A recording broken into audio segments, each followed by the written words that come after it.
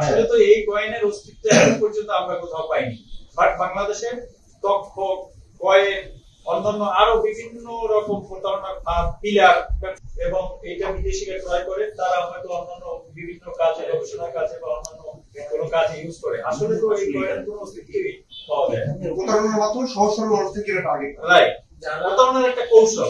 আমি যে 30 লক্ষ টাকা দিয়েছি কিনা এই সত্যতা যাচাইয়ের জন্য আমরা তার ব্যাংক স্টেটমেন্ট নিয়ে এসেছি এবং সেখানে দেখেছি যে বাদীর আসলে এই 30 লক্ষ টাকা দেওয়ার মতো ক্যাপাবিলিটি আছে এবং নট অনলি দ্যাট, যেহেতু কোটি টাকার ডিলিং নিয়ে এসেছি সেখানে দেখা যায় যে তার এই ব্যাংকের সলভেন্সি ছিল।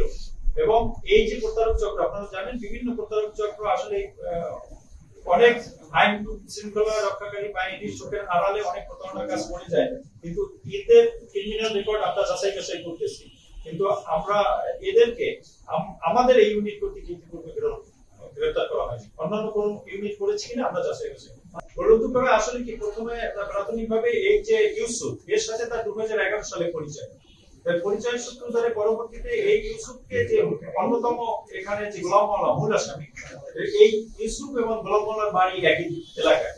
তো ইউসুফ লোক ঠিক করে দাও যার কাছে টাকা আছে, সেই সূত্র ধরে ইউসুফ এই রফিককে টার্গেট করে, তার পরিচয় সূত্র দেখানোর পরে তার বিশ্বাস হয়, এটাকে এরকম লাইটের সামনে ধরে দেখা যায় যে reflection.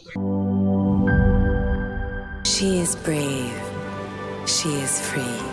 A generous soul with many possibilities. Blaze Skin.